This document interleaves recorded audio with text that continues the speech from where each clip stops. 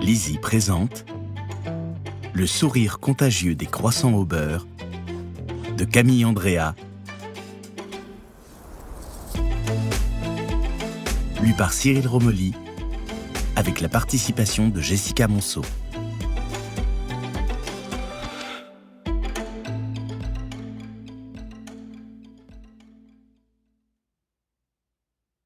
À Dominique, merci pour tes croissants. On détient le bonheur entre nos mains. Cela m'a pris bien trop de temps pour le savoir, pour le comprendre, jusqu'à ce que tu partages ton secret avec moi. Secret, Madonna. Première partie. Le philosophe qui vendait des hot dogs. Le gobelet de café à $1 million. $1 million? La réception sur les épaules d'un piano à queue Steinway & Sons, tombé accidentellement du 23e étage, ne me causerait plus grand effet. Bien sûr, sur le coup, je pense à une blague. Il ne peut en être autrement. Je lève le nez de mon smartphone et scrute le visage du vendeur à la recherche d'un sourire complice, d'un éclat dans le regard qui trahirait un trait d'humour. Mais tout chez mon interlocuteur inspire sérieux, bonté et confiance.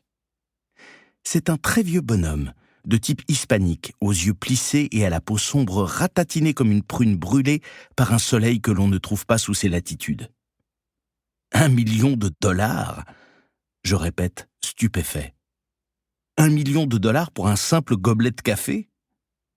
J'éclate de rire et me retourne pour prendre à témoin les autres clients, mais je réalise aussitôt que je suis le seul. Autour de moi, les New-Yorkais enveloppés dans de grands manteaux d'hiver vaquent à leurs occupations, indifférents à la scène irréelle qui se joue devant eux.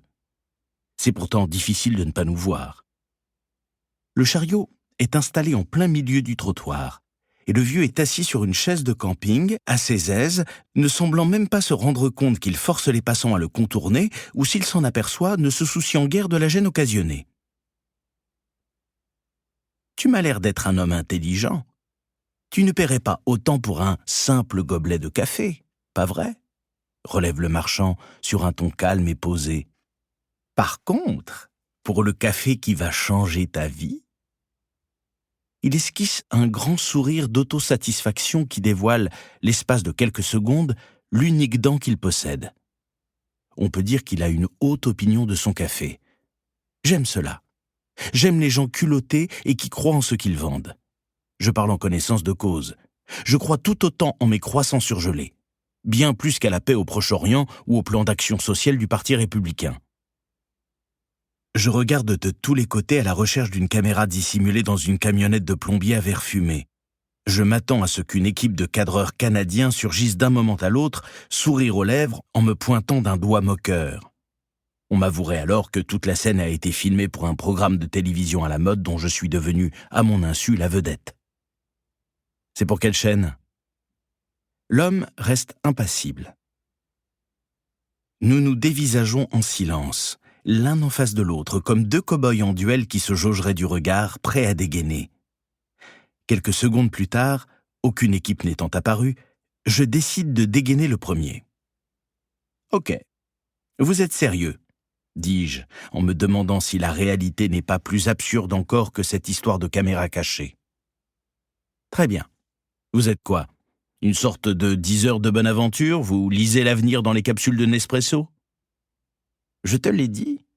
Je suis juste l'homme qui t'offre le café qui va changer ta vie. » J'éclate de rire. Pour $1 million ? $1 million, $1 million, tu n'as que ces mots à la bouche, s'exclame-t-il sur le ton que prendrait un grand-père pour gronder un petit-fils impertinent. Si tu marchais dans le désert depuis des jours, assoiffé et sans repère, ne donnerais-tu pas toute ta fortune pour quelques gouttes d'eau ? Un désert ? Il fait 3 degrés et nous sommes en plein Manhattan. Voilà ce que te disent tes yeux. Mais ton cœur, lui, sait bien que ta vie est un vrai désert. J'accuse le coup. Ma vie est-elle si vide que cela ? Et quand bien même ce serait le cas, qu'en sait-il ? Je jette un coup d'œil à mon téléphone. Le cours de la bourse indique que mes croissants ont encore pris 1 point. On dirait bien qu'une oasis vient d'apparaître dans mon désert. Satisfait, je range le portable dans la poche de mon manteau et souffle sur mes mains pour les réchauffer. Or, tu en conviendras, dans le désert, l'argent ne sert à rien, ajoute-t-il. Je suis sur le point de lui faire remarquer qu'il ne m'a toujours pas servi mon café lorsqu'il s'empare d'une thermos d'une propreté douteuse. Déleste-toi donc de ce poids inutile qui écrase tes épaules et qui ralentit ton avancée dans la vie, et recommence à courir. Vous voulez que je me déleste de ce poids inutile sur votre compte en banque, c'est ça? Je n'en ai pas besoin. Nous espérons que vous avez apprécié cet aperçu. Pour continuer à écouter ce livre audio sur Google Play Livres, utilisez le lien dans la description de la vidéo.